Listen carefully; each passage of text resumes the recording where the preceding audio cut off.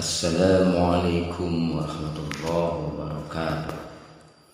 Pendengar dimanapun Anda berada, berikut adalah merupakan sejarah Panjalu. Panjalu adalah salah satu kota kecamatan di wilayah utara Kabupaten Ciamis, Jawa Barat. Dalam statusnya itu, peranan yang sangat menonjol adalah sebagai kota daerah wisata yang sekaligus baik wisata alam, wisata budaya, maupun sebagai wisata jiwa. Mendukung peranannya itu pemerintah Provinsi Jawa Barat pada tanggal 17 Maret tahun 2004 mengukuhkan Panjalu sebagai desa wisata. Kota ini terletak sekitar 35 km sebelah utara kota Kabupaten Ciamis atau 15 km sebelah barat kota Kawali. Berbatasan di sebelah utara dengan wilayah Telaga Kabupaten Majalengka dan Kabupaten Kuningan, suatu lingkup wilayah komunitas yang dulu dikenal sebagai pusat kerajaan Panjalu. Wilayah berupa daerah perbukitan yang subur di lereng utara Gunung Sawal dengan ketinggian sekitar 700 meter di atas permukaan laut. Di sebelah barat laut dan utara daerah ini juga berupa perbukitan subur, lereng Gunung Pitung, Gunung Cendana, dan Gunung Cakrabuana, di mana Sungai Citanduy berasal, sehingga secara menyeluruh wilayah Panjalu merupakan dataran perbukitan yang diapit gunung-gunung sekitarnya. Temuan-temuan data kepurbakalaan, nilai-nilai sosiokultural, serta jejak kesejahteraan lainnya yang kini masih terlestarikan, memberikan petunjuk tentang masa lalu kota itu sebagai kota kerajaan kuno yang dikenal sebagai Kerajaan Soko Galuh Panjalu. Ibu kota kerajaan itu dibangun pada areal suatu danau atau situ seluas kurang lebih 70 hektar yang kini disebut Situ Lengkong, terletak di sepanjang tepi utara kota Panjalu. Sekarang terdapat 3 buah nusa atau pulau kecil pada situ tersebut yang masing-masing digunakan sebagai tempat bangunan istana kerajaan, kepatihan dan staf kerajaan, dan sebagai taman rekreasi. Pendiri ibu kota kerajaan ini adalah tokoh karismatik leluhur Panjalu bernama Sanghyang Borosmora, Raja Panjalu Islam pertama. Wisatawan yang datang ke Panjalu pada umumnya adalah para penziarah mengunjungi tokoh Raja Panjalu. Teristimewa pemakaman Prabu Harian Kencana di Nusa Gede, Situ Lengkong, situ istana kerajaan, serta danau itu sendiri yang bernuansa religius.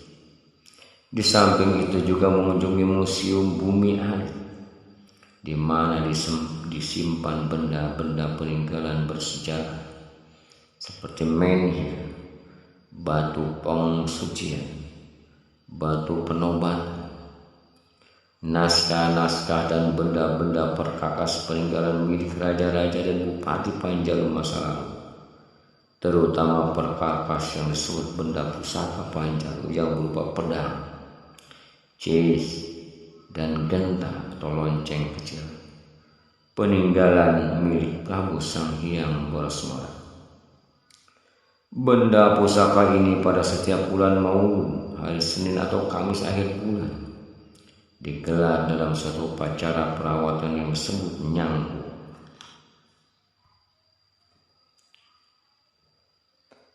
Pagelaran upacara sakral nyangku ini dilaksanakan atau dilakukan masyarakat keluarga besar Wardi Panjalu, baik yang ada di lingkungan setempat maupun mereka yang berada di kota-kota dan daerah-daerah di luar Panjalu, termasuk warga penziarah yang berasal di berbagai tempat di Pulau Jawa maupun luar Jawa, sehingga rata-rata puluhan ribu masyarakat hadir berpartisipasi dalam acara budaya tradisional tersebut. Untuk memaknai lebih lanjut ihwal daerah wisata ini, terdapat beberapa pengertian yang terkandung dalam istilah atau nama diri Panjalu. Pemaknaan ini bukan hanya berasal dari sudut pandang intern warga Panjalu itu sendiri, melainkan pula terkandung dalam sudut pandang luar Panjalu.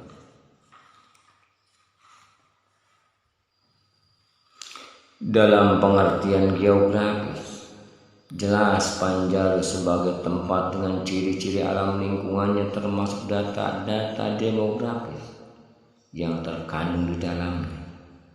Dalam pengertian administrasi politis, Panjalu dimasukkan sebagai nama satu organisasi kelembagaan politik dan pemerintah. Ini berstatus sebagai kecamatan dan sebagai nama desa atau Panjalu. Beberapa sumber keterangan mengungkapkan Panjalu masa lalu sebagai sebuah kerajaan, kemudian sebagai kabupaten di bawah Kesultanan Cirebon, dan kemudian berubah sebagai distrik atau kewedenan. Sumber-sumber sejarah Panjalu. Upaya mengungkap sejarah Panjalu di samping merupakan tuntunan warga Panjalu untuk memahami nilai-nilai kehidupan masa lalu, juga merupakan tuntunan warga Indonesia, khususnya masyarakat Tatar Sunda, dalam rangka memahami identitas dirinya sebagai warga masyarakat, memahami identitas jati diri mereka yang merupakan langkah mendasar dalam melakukan tuntunan perubahan zaman yang mungkin kompleks dan globalisasi. Salah satu masalah yang dihadapi para peneliti adalah minimnya data-data historis, khususnya sumber-sumber primer tertulis sebagai dasar analisis pengetahuan ilmu. Sumber-sumber yang ditemukan terbatas berupa data-data non-tulisan serta sumber-sumber sekunder, antara lain yang berupa naskah-naskah yang tulis masa-masa kemudian, serta tradisi lisan turun-temurun yang dikoleksi oleh tokoh-tokoh terbatas. Usaha penelusuran yang dilakukan sementara berpegang pada sumber keterangan di atas, dilengkapi dengan analisis nilai-nilai sosial kultural yang masih terlestarikan. Penelusuran ditekankan pada kebermaknaan nilai-nilai sosio-kultural dalam proses perubahan dari masa ke masa hingga sekarang. Sasaran yang dituju adalah penelusuran yang mengandung makna edukatif dan sebagai saran introspeksi diri, memahami jati dirinya itu sendiri. Di samping situs-situs bersejarah seperti pemakaman raja, bupati, dan pertapaan, jejak-jejak non-tulisan juga ditemukan seperti menhir, batu tapak kaki, batu bangunan, batu penobatan raja, mata uang Cina, bokor emas, serta benda-benda perkakas peninggalan para raja dan bupati Panjalu masa lalu, terutama pedang milik Prabu Sanghyang Boroswara. Pada pedang tersebut terdapat tulisan Arab yang diantaranya bertuliskan La Batta ila Ali, ya Ali karamallahu wajhah. Inilah pedang milik Sayyidina Ali karamallahu wajhah. Sumber tertulis sebagai bahan perbandingan adalah prasasti antara Astana Gede Kawali 15 km sebelah timur Panjalu yang menyebut nama Raja Wastu Rahjang Niskala Wiswastu Kencana dan yang isinya memuat kalimat ayama nupanderi pakena gawe rahayu prasasti ke-1, serta juga tertulis pakena kereta benar prasasti yang kedua, sebagai ungkapan yang relevan dengan apa yang menjadi papagon karahayuan di Panjalu. Di Cipanjalu juga terdapat prasasti batu tulis yang kini telah hilang, mungkin tertimbun tanah. Isi prasasti tercatat mencatat bubarnya kerajaan Panjalu pada tahun 1200 Masehi. Naskah yang dinemukan ada 2. 1. Pertama karya Raden Demang Prazadinata, putra dalam Cakra Negara. Yang ketiga, Bupati Panjalu terakhir berjudul Babar Panjalu. Naskah yang berbentuk pupuh itu ada kurang lebih 524 bait. Salinannya dikoleksi oleh C.M. Playet tahun 1905. Kini tersimpan di Museum Jakarta. 2 adalah karya Raden Niti Praja berjudul Serat Carios Babat Situ Lengkong Panjalu. Naskah berbentuk pupuh terdiri dari 239 bait. Salinannya kini dikoleksi keluarga Wardi Panjalu. Naskah lainnya adalah Sejarah Maung Panjalu dan Pepeling Kaputra Putra Panjalu. Sumber-sumber tradisi lisan dapat diperoleh dari keturunan-keturunan langsung para penguasa, raja maupun bupati Panjalu.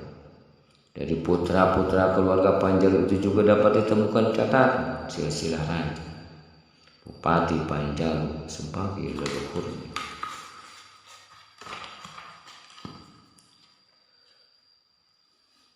Di Panjalu terdapat upacara adat Nyangku. Upacara adat sakral Nyangku merupakan upacara adat warisan dari raja-raja Panjalu yang masih menjadi tradisi turun-temurun masyarakat Panjalu. Dalam upacara sakral Nyangku, Museum Bumi Alit dan Situ Lengkong mempunyai hubungan yang tidak dapat dipisahkan dari keberadaan sejarah Panjalu pada masa lalu. Sampai sekarang pun ketiga-tiga tetap berhubungan dalam proses pelestarian budaya Panjalu. Pada zaman dahulu, upacara adat sakral Nyangku merupakan suatu acara sakral ritual yang dianggap agung. Hal ini dikarenakan adanya suatu maksud tertentu daripada kerajaan Panjalu sendiri, yaitu sebagai sarana penyebaran agama Islam pada rakyatnya. Upacara adat sakral Nyangku biasa diadakan 1 kali dalam setahun, yaitu pada bulan Rabiul Awal tahun Hijriah, minggu terakhir, yang biasa dilaksanakan pada hari Senin atau hari Kamis. Sebagaimana telah dijelaskan terlebih dahulu bahwa tujuan dari adat Nyangku pada zaman dahulu adalah untuk membersihkan benda pusaka kerajaan Panjalu dan sebagai salah satu misi penyebaran agama Islam. Adapun tujuan dari penyelenggaraan upacara Nyangku sekarang hanya sebatas membersihkan benda-benda pusaka peninggalan kerajaan Panjalu. Hal ini dikarenakan sudah menyebarkan agama Islam di kalangan masyarakat Panjalu sendiri. Terlebih-lebih di sekitar daerah Panjalu, kebanyakan masyarakat menganut agama Islam. Adapun hakikat dari upacara Nyangku adalah membersihkan diri dari segala sesuatu yang dilarang oleh agama Islam. Upacara Nyangku juga bertujuan untuk memperingati Maulid Muhammad SAW serta sebagai sarana untuk mempererat tali silaturahmi persaudaraan masyarakat Panjalu itu sendiri. Penyelenggaraan upacara adat Nyangku dilaksanakan oleh sesepuh Panjalu dan pemerintah desa Panjalu, para tokoh, para penjaga makom atau kunjeng. Jalannya upacara adat Nyangku dikoordinir oleh Yayasan Boros Ngora dan pemerintah desa Panjalu.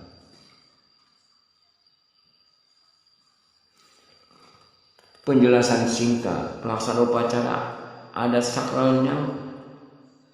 oleh ketua yayasan, yaitu sekaligus sebagai sepupu Panjalu, Bapak Raden Haji Atong Cakradina.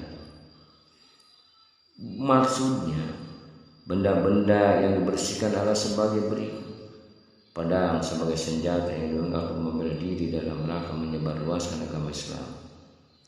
2 cis sebagai senjata yang digunakan untuk membela diri dalam rangka menyebarluaskan agama Islam.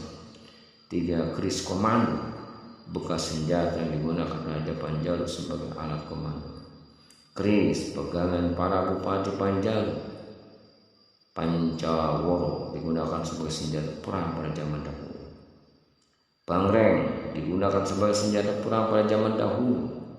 Gong kecil sebagai alat untuk mengumpulkan rakyat pada zaman dulu. Kesemua jenis benda pusaka tersebut sebagai terdapat di keluarga yayasan dan sebagian dari dipegang oleh masyarakat Panjalu.